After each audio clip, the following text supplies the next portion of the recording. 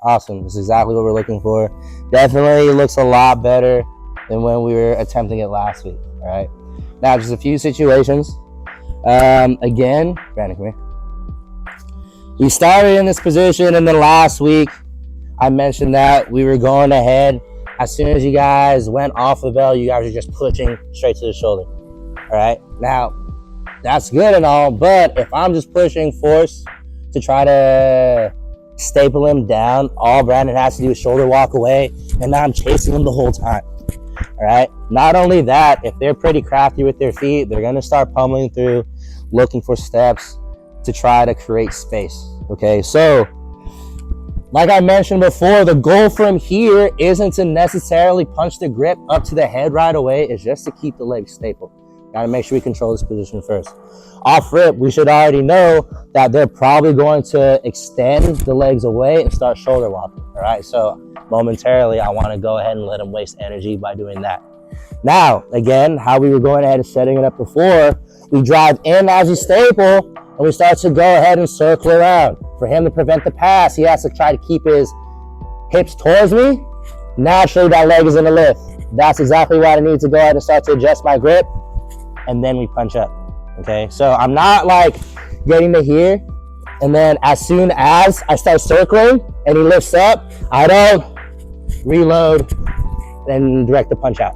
Okay, I'm just moving the direction of my hand from his knee. As soon as he comes up, I shift and then walk. Yeah, see that? So I commit to the stiff arm. Okay, again, we don't want to reload. As soon as I reload, he kicks out. Now I have to try to drive it back in. Okay, first goal from here is into punch up. Staple first. Getting the pass, he lifts up on his own. Perfect, redirect him, and we'll use your knees behind your partner's hips to walk up. Okay, that should keep his hand pretty much free to do whatever it needs to. Again, passing it underneath, legs are together. I pull, legs spread, we circle, and then punch. From this position here, right, let's just say I want to go ahead and pass off to the other side, but he's doing a good job at keeping his legs separated and also giving me a hard time by getting to the side. I could switch, punch, and then release this arm out. Now, from here, from a visual standpoint on bottom, he still thinks he could attack the arm bar or the triangle. Shoot up. Boom. We just switched the grip.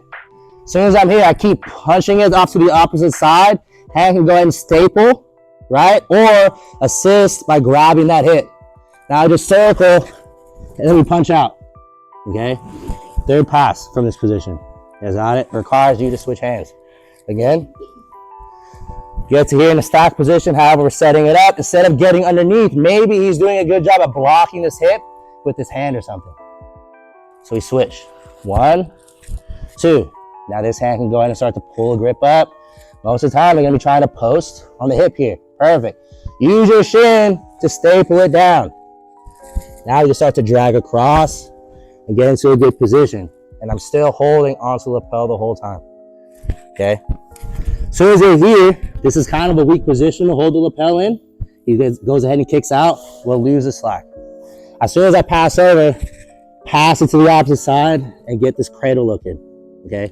Then start to configure out whatever pathway you guys can. Right? You go for this cheap Ezekiel here. I can go ahead. Let's just say he's trying to take this arm out and possibly frame or something. I can still adjust and get like a happy birthday situation. If we're crucifix players, step through, pull back. Now we're in our crucifix, right? So with the leg go, pass over, we're playing a game, okay? And then we're back into like that T Kimura or Kimura trap position, right? Anybody need to see that third pass again?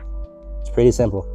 As soon as you pass it over to the opposite hand, remember this hand, you go to the sleeve, go to the hip, back the pants, anything to help you push the hips over, okay? Another thing too, when you guys pass it across, boom, I punch down, I'm here. As soon as I pass it across, go ahead and leave your head in, again, to make him think he can go for stuff. And as soon as I'm ready to pass, I'm punching my head to the outside, okay? Hand can either grab armpit again or to the hip. Most of the time, they're going to frame here. So I can pull up on the elbow, adjust, and kind of sit out. Or again, wing through, get the staple in, and push the hip across. And now we're like in a very deep side control position from here. If not, the hand passes over, we're still in a seatbelt position, but I do recommend passing this lapel over to that backhand. Sound good? Pretty good, pretty good. Let's go ahead, partner up. Ready? 1, 2.